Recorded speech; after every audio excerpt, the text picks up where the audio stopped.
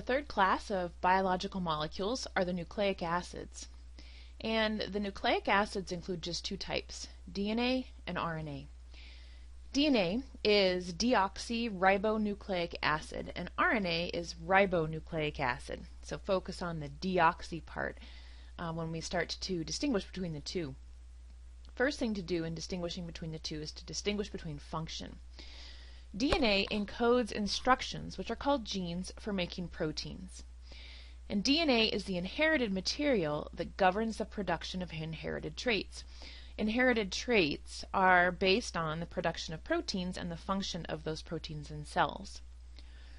RNA is not something that we inherit, and it doesn't directly encode instructions for making proteins. Instead, RNA is going to act as an intermediate molecule in the production of a protein from the DNA gene instructions. Generally speaking, we're going to look at the double-stranded DNA structure in a little bit, but along the length of a molecule of DNA, there is a stretch called a gene. So part of a longer DNA molecule is a gene, and you can think of this as sort of like set of instructions or a recipe for making a polypeptide. That small stretch of DNA is copied into RNA. The process of copying it is transcription.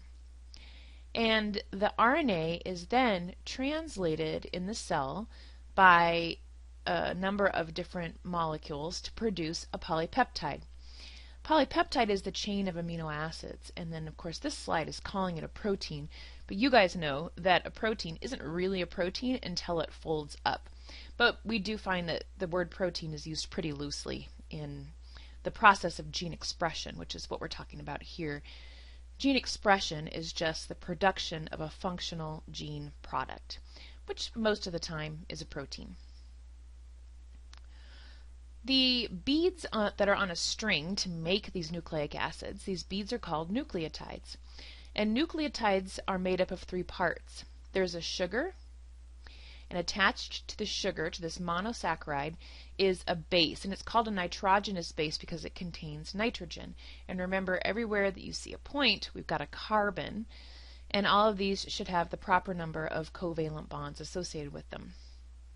Also attached to the monosaccharide is a phosphate group, giving this nucleotide a negative charge. Overall, it's pretty polar, and then this negative charge makes it particularly hydrophilic. Distinguishing between RNA and DNA takes a couple of pieces. One, the sugars. The sugar that's found in DNA, so this sugar right here, the sugar that's found in DNA is called deoxyribose, and ribose is the sugar in RNA, and the only difference between the two is a lack of oxygen at what's considered the number 2 carbon in the molecule. These carbons are numbered 1', 2', 3', 4', and 5', and it's at the 2' carbon where we're lacking an oxygen. They're numbered with the prime because these carbons and nitrogens are also numbered, and so the prime helps us to distinguish between the numbering systems, but we actually aren't going to care at all about the numbering system for the bases. So again, one big difference between DNA and RNA, the lack of oxygen at the 2' carbon in deoxyribose. So our sugar differs. Phosphate group is consistent no matter what type of nucleotide we're talking about, but the bases also vary between RNA and DNA. RNA and DNA both have cytosine, guanine, and adenine. But each nucleic acid has 4 types, and in RNA there's a 4th type called uracil. In DNA there's a 4th type called thymine.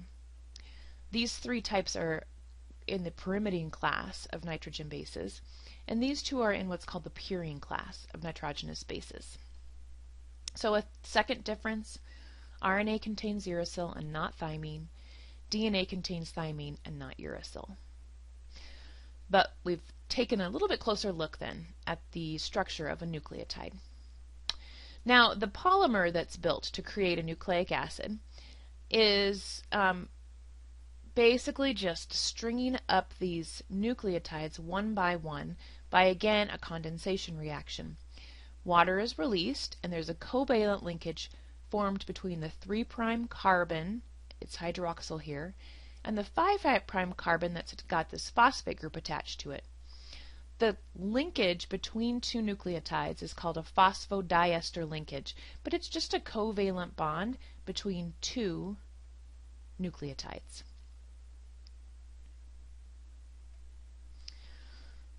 So the way in which this string of nucleotides varies is at the base.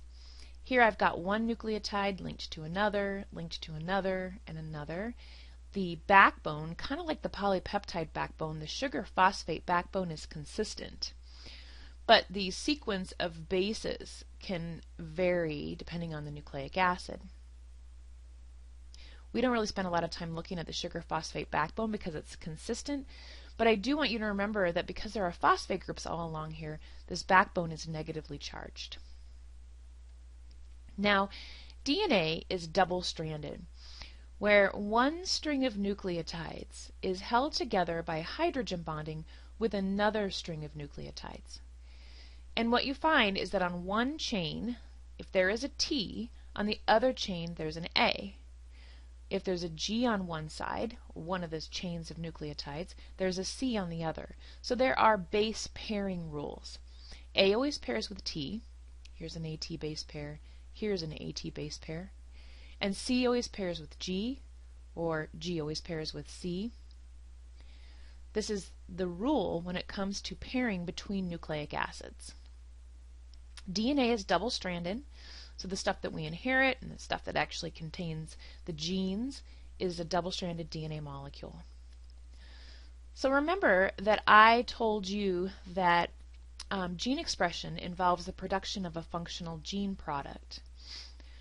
Double-stranded DNA contains all along its length genes. So just to give you an example, one of our chromosomes, which is just double-stranded DNA containing lots of genes, one of our chromosomes could be millions of base pairs long. Genes are on average a couple of thousand base pairs long. So along one length of a chromosome there are multiple genes, thousands of genes. And when it is time for a cell to make a protein, just that stretch is used to make an RNA copy, which is then used to create the string of amino acids. It's something like this. Since RNA is acting as an intermediate, it's going to be produced as an exact copy of the DNA instructions. One of the two strands of DNA after unwinding is used as a template for the production of RNA. C pairs with G in RNA, A pairs with T in the DNA. The U in RNA pairs with A because, as you know, there's no T in RNA. So what happens is we've got an exact copy, with the exception of U's instead of T's, of one of the two strands of DNA. This RNA then is going to be sent out into the nucleus, or that sent out to the protein synthesis machinery, and that RNA is going to be read from one end to another, and this is going to be interpreted to create a polypeptide